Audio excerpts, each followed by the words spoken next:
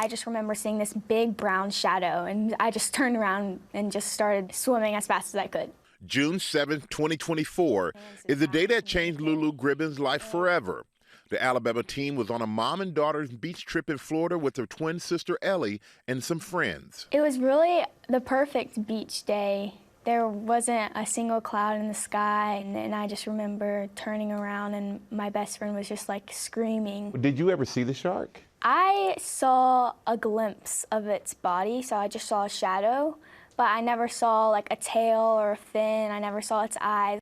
That's when Lulu was attacked by what witnesses described as a bull shark in the waist-deep water. I started swimming as fast as I could, and then like in the movies, they're like, oh, you can't be like frantic or else they're going to come after you. So I just stopped swimming. And then next thing I know is that I raised my hand out of the water and there just was no hand there. Do you remember what that felt like?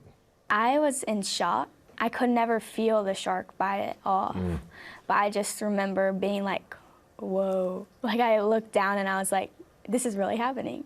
Lulu was pulled to the shore, in and out of consciousness, Ellie keeping her calm as they waited for first responders to arrive. I was just like, you got this, like you can do it. Is it because of that connection of being a twin that you just kind of fell into keep everybody kind of calm? I would say that's definitely a part of it. I just knew kind of what she needed to hear at the time, because there was so much going on, so much commotion. I just had to be there for her. With grave injuries to her arm and leg, Lulu was airlifted to a hospital for emergency surgery.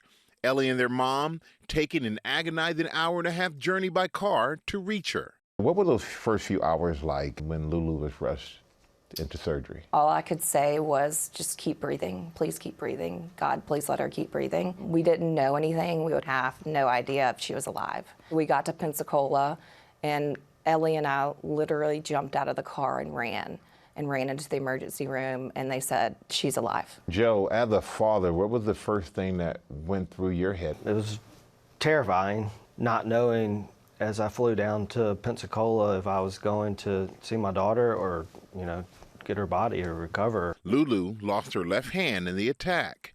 Doctors tried to save her right leg, but ultimately it was amputated between the knee and hip. Did you realize the severity of what you were going through? I knew my life was on the line, so I was just grateful that they could extubate me and that I could breathe on my own, and I was just grateful that I got to wake up that morning. She spent more than 2 months in the hospital, undergoing multiple surgeries, including a targeted muscle reinnervation procedure. Nerve endings are reassigned to muscles within the limb and treats pain within the limb that's still there. But it also can help with a patient when they're trying to control an electric prosthetic. Once we reassign those nerves, and when the brain thinks close my hand, that muscle that it's been assigned to is going to fire, and the prosthesis closes it.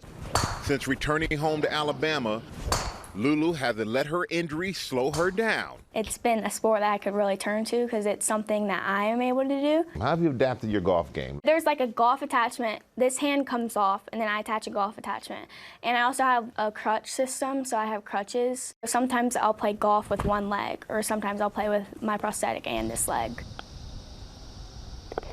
She even took up slalom water skiing. I slalom all the time at our lake house, and I really enjoy that because that was something that I used to love getting to do, and so I love just relearning how to do it and do it now with one leg. Next, she's setting her sights on conquering another adaptive sport. I got it a couple months ago. This leg's also a lot lighter than the one I walk on every single day. I also just relearned how to run, so we're still figuring out things. I hope to be in the Paralympics for track. I tell you what, you're making me feel lazy. You make me feel really lazy. But that is awesome, the Paralympics for track. Well, that's your goal. One of my goals. Yeah. Well, you've achieved all the other goals that you've had, so why not this one? Why not? Now Lulu is using her experience to help change lives, backing Lulu's Law, which would create a federal alert system similar to Amber Alert to warn beachgoers of nearby shark attacks.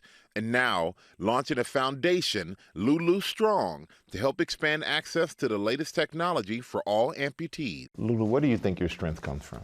I think knowing that I have a large support system behind me and just continuing to get better not only for myself but for them and just show them that anything is possible, and then just knowing that God decided to save me, and so just showing him that he performed a miracle on the right person.